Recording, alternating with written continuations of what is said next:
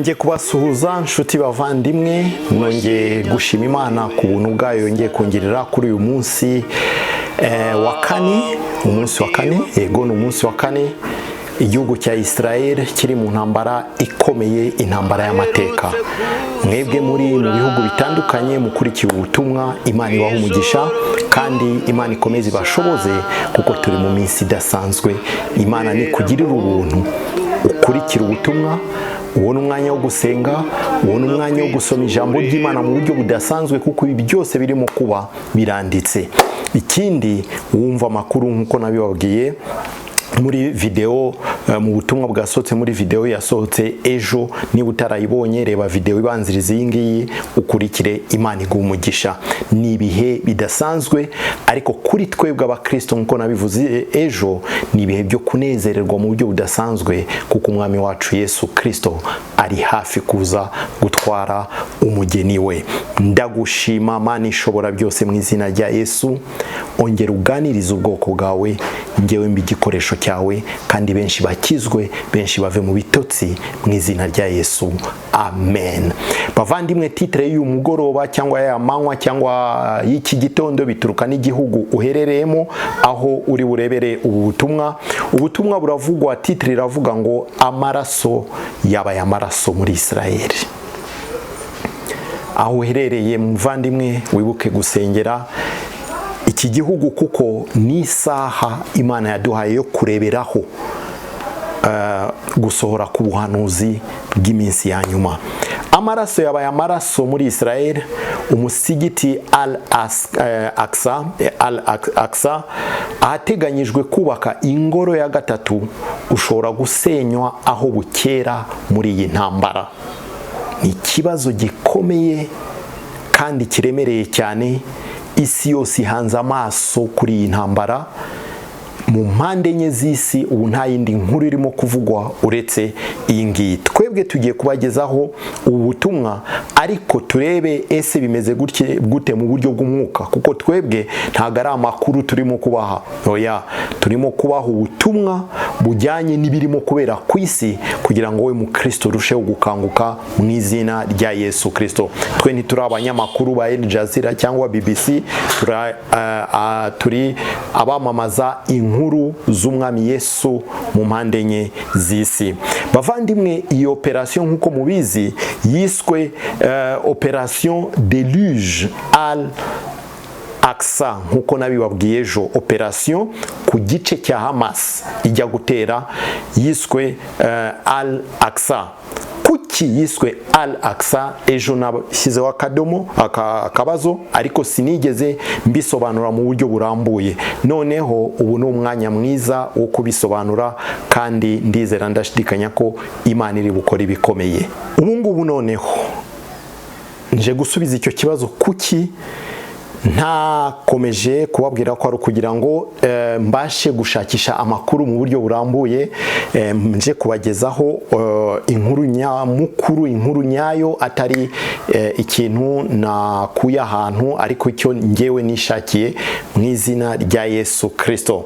None bavandimwe, reka mbanze nsome ijambo ry'Imana ziri muri Zakari ibice 12 guhera ku murongo wa mbere n'umurongo wa gatatu, ndetse n'umurongo wa 8 kugera kuri 11 niba bidukundira. Ariko reka mbanze ku murongo wa mbere n'umurongo wa gatatu, ukurikire neza. Iyi ni intambara y'amateka bavandimwe. Kubaza ubuhanuzi ni ikintu gishobora gutuma ubuhanuzi busohora turimo kuburebesha amaso ku yandi. Ijambo ry'Imana riravuga ngo, ijambo ry'Uwiteka rihanurira Isirayeli. Uwiteka wabambye ijuru agashyiraho imfatiro z'isi, kandi akarema umwuka mu muntu, aravuga ati, ku murongo wa 2, dore nzahindura i Yerusalemu igikombe kidandabiranye amahanga yose ahakikije n'i Buyuda, ubwo bazagota i Yerusalemu. Umurongo wa 3, uwo munsi i Yerusalemu nzahahindura ibuye riremerera amahanga yose. abazaryikorera bose bazakomereka cyane, kandi amahanga yose yo mu isi azateranira kuharwanya. Reka mpagarara ahangaha gatoya. Ijambo ry'Imana rirakaze mu gitabo cya Zakariya. Iki gice cyose kitwereka ibihe bizaza kuri Israel, byanditswe kera ku gihe cya Zakariya, ariko uyu munsi birimo gusohora tubirebese amaso. Gusa iki gice hari ukukibazaho mu buryo butandukanye.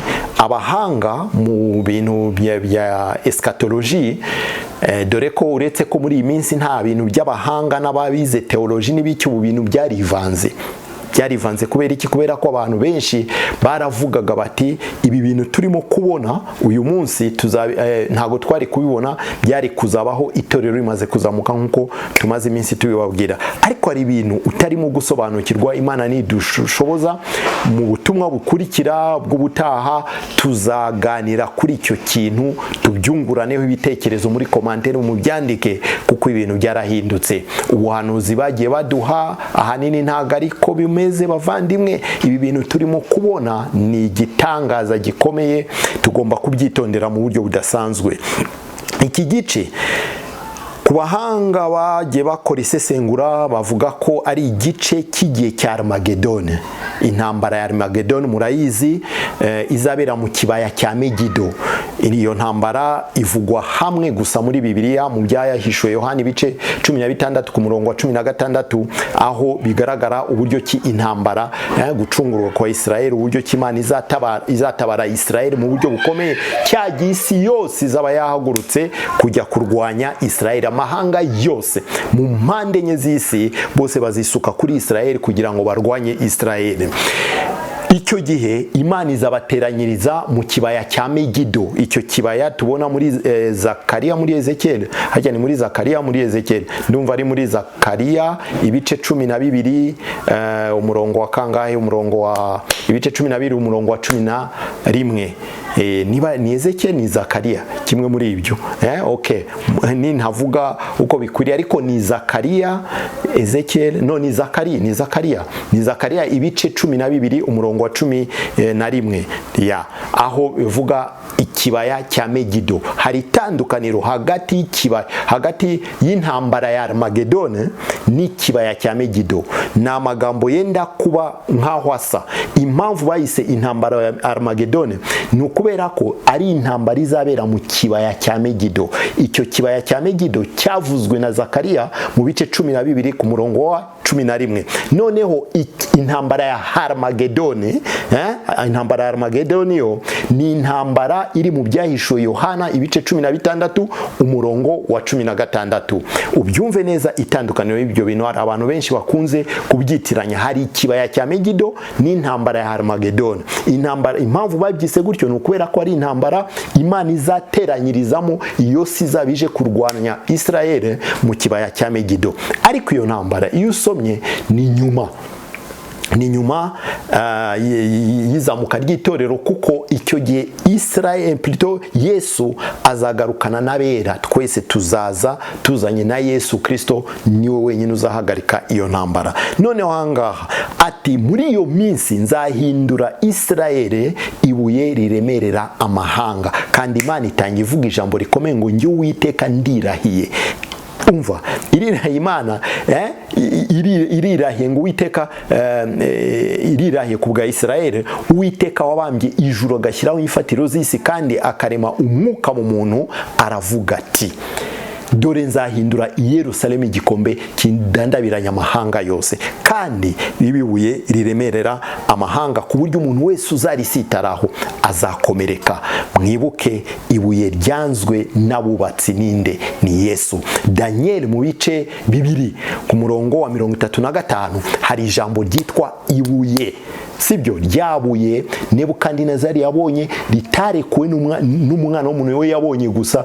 Umwami yabonye ibuye, umwami yabonye ibuye riturutse mu ijuru rirarekurwa pafu rijya rijya gukubita ku birenge bya ya statue ya yindi yari ifite ibice bine bisobanura ubwami bune bw'isi bw'ibihe bya nyuma. Noneho ryabuye ryamanutse, iryo buye riraza rikubita hahandi ku manu, cya gisitatu cyose kirasandara, ngo ryabuye rihita rirazamuka rikwira isi yose. Iryo buye ni Yesu Kristo. Iryo buye muri iki gice nicyo kigaragaza ko muri iyo minsi y'imperuka Yesu azaba ahagaze mu ruhande rwa Isiraheli, azaba yamanutse nk'ibuye. Icyo gihe umuntu wese uzakora kuri Isiraheli azasitara mu buryo bukomeye kandi azakomereka mu buryo bukomeye. Ni ukuvuga ko amahanga yose azahaguruka kurwanya Isiraheli bizabakoraho mu buryo buteye ubwoba. Kandi murabizi neza cyane ko Isiraheli buriya igoswe n'ibihugu by'Abarabu. Isiraheli iramutse itsinzwe, nta hantu na hamwe ifite ishobora guhungira, nta na hamwe. Hose mu mpande iburasirazuba, iburengerazuba, ikusi n'ikasikazi, Isiraheli igoswe n'Abarabu n'abanzi babo gusa. Nta handi hantu ifite ho kwinyagamburira uretse muri Yesu Kristo. Ni nayo mpamvu mubona uyu munsi Isiraheli yashyize imbaraga nyinshi mu kurasa Gaza. Gaza mubyumva gute? Gaza, hari Gaza, hakaba Palestine, hakaba na Isiraheli. Ibyo bice byose bishobora kuvanga, ntusobanukirwe impamvu ki barimo kuvuga ngo Hamas yarashe muri Isiraheli, Yerusalemu n'ahandi, Yerusalemu y'Iburasirazuba, barimo gushaka uburyo ki barekipera aho hantu no musigiti ihari. Ariko se birimo kuraswa Gaza gute? Gaza buriya ni igice Isiraheli kontrola. Nta kintu na kimwe gikorerwa muri Gaza. Ni na gace karimo 2,300,000 cyangwa 400 y'abaturage. Ariko bajya bavuga ngo bameze nk'imfungwa za Isiraheli. Ni nayo mpamvu uyu munsi aba bagabo, aba ba Hamas bateye igitero bita ngo Operation Deluge Al-Aqsa. Al-Aqsa ni wa musigiti uyu nguyu murimo kubona ku mashusho aho ngaho naberetse ejo. Umusigiti w'amateka. Muri icyo kibanza niho hagomba kubakwa ingoro ya gatatu. Noneho habayeho ikibazo gikomeye bavandimwe. Hamas iyi operasiyo imaze imyaka ipanga iki gikorwa. Mu makuru arimo kuzenguruka iburyo n'ibumoso, barapanze ku buryo birinze ikoranabuhanga mu nzira zose zishoboka.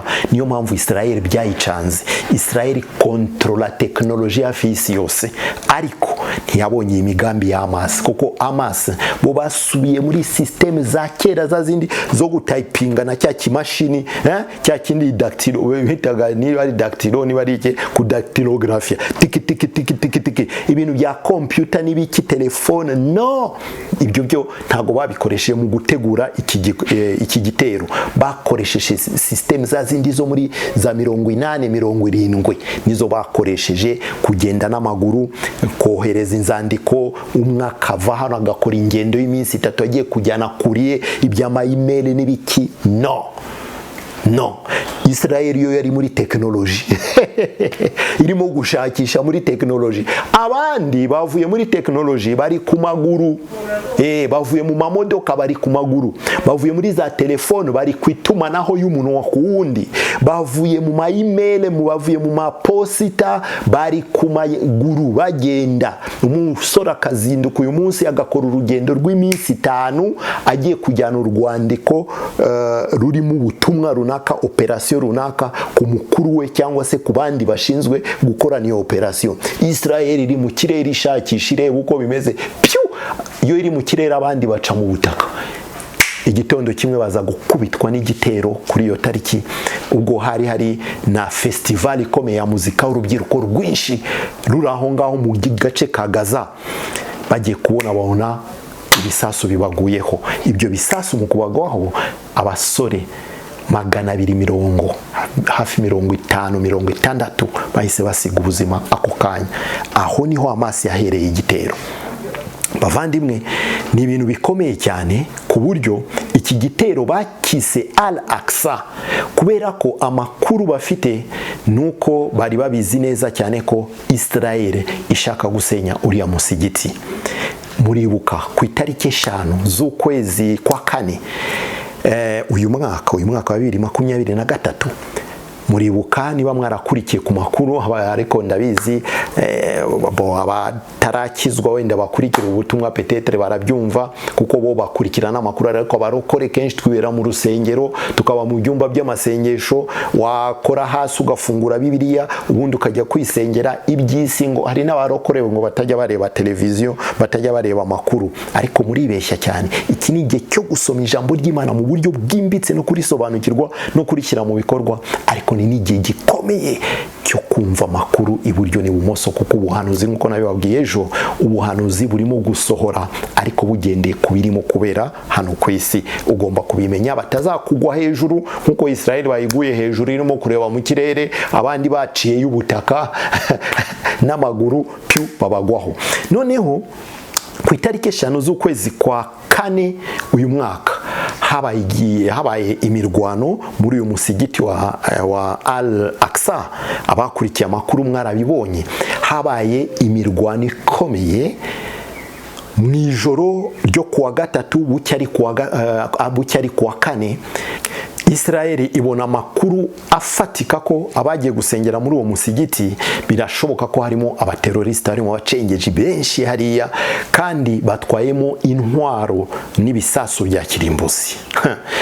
Kandi koko bari batwaye ibintu bimeze nka feu d'artifice n'ibindi bituragurika, ariko nta uzi impamvu kibari babijyanyemo. Gusa Israel imaze kubona ayo makuru ntago yarirengagije bya bindi bavuga ngo umusigiti ni lieu saint, très saint y'abayisilamu. Ibyo barabyirengagije, barinjira bararasa, bakuramo abantu barenga 350, barabasohokana, bafatamo abotage, bafata bya bikoresho, barareba, barabipima, basanga twari utuntu tworoheje atari ibintu bikomeye, ariko hari habereyemo imirwano ikomeye. Amasasu yaravuze iryo joro, murabyibuka, ababibonye ababikurikiye utarabimenye ndabikumenyesheje. Noneho iyo musigiti Abarabu barimo kwikanga, murabizi ako gace ka Gaza narimo kubabwira ni agace Israel yigaruriye muri ya ntambara y'iminsi 6, ku buryo kuva muri 67 Israel yahise ifata aka gace. Nta gikorerwamo na kimwe atari Israel itanze uburenganzira. Noneho ako kanya bamaze kumenya ayo makuru ko Israel ishaka gusenya uriya musigiti no ubundi uri mu gace kayo, ariko Hamas hamwe na za Palestine barimo gukora ibishoboka byose kugira ngo bafate kariya gace kugira ngo bigarurire ibyo byose. Bamaze kumenya ayo makuru, icyo bakoze ni iki? Bahise babipanga muri iyi operation. Ubundi iyi operation non seulement bayise Al-Aqsa, ntuza tempête Al-Aqsa cyangwa se deluge, ariko hari impamvu nyamukuru yatumye ibi bitero biba. Bimwe muri byo hari icyo bavuga, urugero ati kuki bayise tempête Al-Aqsa. Biravugwa ngo un communiqué signé par le chef de branche militaire de Hamas, Mohamed Deif, soutient que le but de l'opération pour le Hamas est de défendre la mosquée Al-Aqsa à Jérusalem. Uyu ni Muhammad ni chef de la branche militaire de Hamas, ni umukuru w'ishami rimwe ry'abasirikare ba Hamas. Aravuga ngo twebwe impamvu twakubise iki gitero kwari ukugira ngo turinde umusigiti Al-Aqsa et de défendre la mosquée. Ni ukuvuga ko hari amakuru akomeye agaragaza ko iyi musigiti ishobora kuba igiye gusenywa na Israel. Abazi ubuhanuzi, iki ni igihe cyo kwitonda bene data. Ese uyu musigiti uramutse usenywe itorero ritaragenda, ibiri bukurikireho ni ibihe? Niyo mpamvu umuvandimwe kenyera, iki ni igihe kidasanzwe itorero ry'Imana ririmo kunyuramo. Tekereza nawe igitondo kimwe tubyuke turebe kuri za televiziyo twumva amakuru ngo umusigiti urasenywe, hahandi agomba kubakwa ingoro ya gatatu mu mateka ya Israel bazubaka kugira ngo Mesiya wabo azaze. Ariko nibiba gutyo ikizahita gikurikira, simvuze ko ariko bigiye kuba, reka da, simvuze ko ariko bigiye kuba. Iyi ntambara ishobora kuza ikanarangira rwose, tugategereza iyindi zaza. Ariko nyuma y'imyaka 50 igitero nk'iki ngiki cyarabaye, kandi ntabwo cyari muri uru rwego. Icyabaye muri 73 ntabwo ari nk'iki. Iki ni kidasanzwe, noneho kiza kiyitirira wa musigiti wa wundi ufite amateka akomeye. Niyo mpamvu wowe nanjye tugomba gukanguka mu buryo budasanzwe muvandimwe. Tugomba gusoma ijambo ry'Imana mu buryo budasanzwe, dusobanukirwa ese nibiba tukabyuka mu gitondo tugasanga musigiti yasenywe, niki kiri bukurikire? Ni ukubaka ingoro ya gatatu. Noneho iyo ngoro ya gatatu, wa mwanzi wa mugome antikristo aho azahagarara ariya, ejo nabivuzeho uburyo ki yaziyita Imana ahagaze muri iyo ngoro, kandi ibikoresho byose byubaka biri tayari. Technology izakoreshwa mu kubaka iyo ngoro biravugwa ko bitazarenza amezi 3 bitazarenza amezi 3.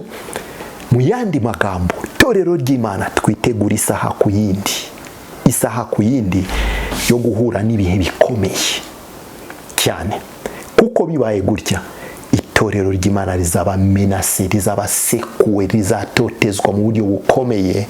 Mbere yuko Yesu aritwara tuzaca mu bihe bikomeye. Abakubwira ngo ya reka ibingibi itorero rizazamuka mbere y'ibi byose, izo nyigisho zisubize iyo wazivanye, kuko nanjye narazigishijeho. Imana imbabare n'ubujiji, niho twakuriye muri ibyo ngibyo, niko batwigishaga tutarisomera. Ariko umunsi twasomye, niyo mpamvu mbabwiye ni ejo cyangwa ejo bundi hari igice tuzatindaho, Matayo 24. Hanyuma uzambwire niba koko iryo jambo ribwirwa abazasigara nyuma y'izamuka ry'itorero, cyangwa ribwirwa abapagani, cyangwa ribwirwa twebwe abakristo, umugeni wa Yesu. Niba ari twe iryo jambo rireba, niba ari twe rireba, antikristo azahagarara muri iriya ngoro tumurebesha amaso. Ejo tuzabiganiraho, cyangwa ejo bundi, ejo cyangwa ejo bundi, kuko ejo hari hunga udapfa. Wenda sinzi ko tuzakora ubutumwa bubiri, birashoboka ejo cyangwa ejo bundi, ariko cyane cyane ejo bundi, kuko ejo ni umwanya wahunga udapfa. Bavandimwe wacu Shyaka Edouard, bavandimwe, nibigenda gutyo niki kizakurikiraho?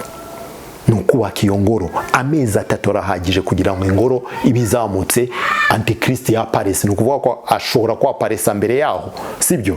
Ariko iyi ntambara nitubone irabaye, irarangiye, nta kibazo. Twebwe tugomba kuba amakenga, kugira amakenga, tugomba gukanura, tugomba être aux aguets. Mu gifaransa ijambo ryiza cyane, nous devons être aux aguets. Ni ukuvuga ko tureba dukanuye, twitegereje, tumeze nk'aba Israel wa munsi wa nyuma rya joro rikomeye baraye ubwa nyuma mu gihugu cya Egiputa. Saa 6 zuzuye, hatarenzeho umunota, hatabuzeho umunota, ingabo z'Uwiteka ziva mu gihugu cya Egiputa. Natwe tuzaba tumeze gutyo, tumeze gutyo, twiteguye anytime hari ikintu gishobora kuba kuri iyi si gihindura amateka y'itorero ry'Imana. Swat izamuka ry'itorero, ariko izamuka ry'itorero byo ndababwiye ko ibi byose tugomba kubanza kubonamo byinshi, no kunyura mu ruganda ducurwe neza cyane, izahabu nyakuri ivemo, igitaka gisigare, izahabu Yesu ayitware. Amen. Noneho bamaze kubona ayo makuru, bajya gutera icyo gitero. Ubu barimo gushaka guproteja Hamas. Ikindi, indi but cyangwa impamvu ya Hamas, haravugwa ngo sa charte affirme que la terre de Palestine est une terre islamique. Elle prône la destruction de l'État d'Israël et l'établissement d'un État islamique palestinien. Le Hamas compte quelques centaines de personnes, plusieurs milliers d'opérationnels et des dizaines de milliers de sympathisants à Gaza. Iki ni kimwe mu birimo gutuma Israel isukayo ibisasu bikomeye. Yiyemeje ko abaturage nibadahunga Gaza irahindura umuyonga. Kubera iki? Kuko hano ngo sa charte affirme que la terre de Palestine est une terre islamique. Nicyo cya mbere. Ni ukuvuga ko aba bantu ba Hamas baremeza 100% ko ubu butaka ari ubutaka bwa Palestine. Le Hamas compte quelques centaines de personnes, plusieurs milliers d'opérationnels et des dizaines de milliers de sympathisants à Gaza. N'abakozi babayo, n'abaturage babayo, kandi ari aba Hamas. Ayo ayo makuru Israeli irayazi neza cyane. Niyo mpamvu ahantu igomba kurasa bavandimwe irahasiga umuyonga, yasiga umuyonga mu buryo bukomeye kandi yabateguje. Yatangiye kurasa mu buryo bukomeye mu kirere, ni imyotsi gusa, ni amaraso menshi arimo kumeneka mu buryo budasanzwe. Bavandimwe, mu magambo magufi, mwibaze namwe uwo musigiti, niyo mpamvu bitiriye iki gitero umusigiti. Uwo musigiti ukomeye mu mateka yabo, no kugira ngo bajye kuwuproteja, nuko bafite amakuru ko birashoboka ko uwo musigiti ushobora kurambikwa hasi mu buryo bumwe cyangwa se ubundi. Dusenge cyane, kuko biramutse bibaye ni fazi ya nyuma y'imperuka mu buryo buteye ubwoba. Ni fazi ikomeye cyane iyi si iriwe yinjiyemo bavandimwe. Umurongo wa 8 Zakariya ibice 12, umurongo wa 8 havuga ngo uwo munsi Uwiteka azarinda abaturage b'i Yerusalemu, umunyantege nke muri bo azamera nka Dawidi. Inzu ya Dawidi izamera nk'Imana, nka marayika w'Uwiteka uri imbere yabo 9. Maze uwo munsi nzashaka kurimbura amahanga yose yateye Yerusalemu. 10. Kandi nzasuka ku nzu ya Dawidi no ku baturage b'i Yerusalemu umutima w'imbabazi n'uwo kwinginga, bazitegereza njyewe uwo bacumise, bazamuborogera nk'uko umuntu aborogera umwana we w'ikinege, bazamuririra bashavure nk'uko umuntu agirira umwana we w'imfura ishavu. 11. Uwo munsi i Yerusalemu hazaboroga cyane nk'uko baborogera i Hadarimoni mu kibaya cy'Imegido, cya kibaya nababwiye. Ariko ibi ngibi nk'uko nababwiye, iki gice kirabarwa cyane cyane ko bizaba muri ya ntambara ya Armagedone. Nibwo Yesu wenyine azamanuka aje mu bicu n'itorero n'abera b'Imana, hanyuma abamucumise bose bazamubona n'amaso, baboroge, barire. Icyo gihe Abisirayeli benshi cyane Antikristo bamaze kubona ko atari Imana ahubwo ari shitani, atari Mesiya nk'uko babitegerezaga, benshi bazaborogera Imana bayitabaze. Nicyo gihe Yesu Kristo azumva gutaka kwa Isirayeli, kuko Isirayeli izaba ari mu kaga gakomeye, iri mu bitero bikomeye, isi yose yabateranyirijeho. N'impamvu wenda intambara ishobora kuba atari ya yindi ntitubizi neza, nuko kugeza ubu Union Européenne yose, ibihugu bya Europe byose, Ubufaransa, Ubudage, Ububirigi, Espagne, Suède n'ibiki byose, na Union Européenne mu magambo arambuye mu ijwi rya Ursula von der Leyen, umuyobozi mukuru wa Union Européenne, ejo bundi baratangaje ko bashigikiye Israel irase ihimure. Amerika nuko, uretse ibihugu by'Abarabu bishigikiye bene wabo, ariko isi yose isa nkaho yateye umugongo Abarabu. Nyamara muri intambara ya nyuma nabo bose abo bazahindukira Israel bajye kuyirasa. Noneho Imana ihindura Israel ibuye rizaremerera amahanga mu buryo bukomeye, kandi uzasitara wese kuri iryo buye azakomereka mu buryo buteye ubwoba. Yesu ashimwe. Ni igihe cyo kwitegura bavandimwe, turimo kubona ibintu. Iyi generation yacu niyo generation ya nyuma nta yindi zabaho, ndabibabwiza ukuri. Nukuri ntituzi isaha n'igihe, ariko ibimenyetso byose bifatika muri ya gahunda yabo ya Agenda 2030.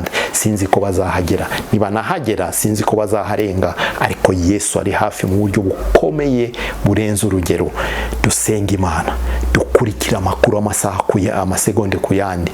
Yesu aramutse yemeye ko uyu musigiti ukubitwa hasi, bizaba birangiye. Niba utarakizwa, iki ni igihe cyiza cyane cyo gukizwa. Wakire Yesu Kristo umwami n'umukiza w'ubugingo bwawe, kuko ibi turimo kuvuga si iby'abapagani, ni iby'abera. Amen. Abazarokoka ibi byose n'abera b'Imana, n'abakiriye Yesu Kristo umwami n'umukiza w'ubugingo bwe. Niba ushaka gukizwa aka kanya, subira muti mwami Yesu, nje imbere y'ubwiza bwawe, nemeye ko ndi umunyabyaha, mbabarira ibyaha byanjye byose, ibyo nibuka n'ibyo ntibuka. Unyandike, ndagushima ko unyanditse mu gitabo cy'ubugingo. Ndakwakiriye nk'umwami n'umukiza w'ubugingo bwanjye, umbere data, nkubere umwana. Urakoze mwami kunyanditse mu gitabo cy'ubugingo, kuva uyu munsi kugeza iteka ryose ndi uwawe. Urakoze Mwuka Wera, umpuze nanjye nsobanukirwe, ejo n'ejo bundi nanjye nzajye kuvuga ubutumwa, nzane benshi kubwo gukiranuka mu izina rya Yesu, amen. Bavandimwe mukijijwe, Imana ibaha umugisha, Imana iguha umugisha. Wowe wakiriye Yesu Kristo nk'umwami n'umukiza w'ubugingo bwawe, Imana iguha umugisha. Urakijijwe, kora ibishoboka byose ushaka Imana. Aho kuri link murabona link ya Telegram na WhatsApp yacu ya Les 12 Ouvriers. Niba wifuza kubana natwe kandamo gusa, uzajya ubona ubutumwa buri gihe kenshi gashoboka buzagukomeza muri uru rugendo rwo kwitegura kuza ku mwami Yesu. Amen. Kuza ku mwami Yesu kuregereje mu buryo tutabitekereza. Imana ibaha umugisha, ndabakunda mu izina rya Yesu Kristo. Imana ibaha umugisha umuntu wese wakurikiye ubutumwa, kandi twese hamwe dukizwe uko bikwiriye, ndetse ikirutaho tubashe no kugukorera hakiri ku manywa hakibona, kuko tutazi isaha n'igihe buri bwirireho. Ni mu izina rya Yesu Kristo nsenze nizeye, amen. Ndabakunda mu izina rya Yesu. Bye bye. Rimera mu butumwa kwitorero.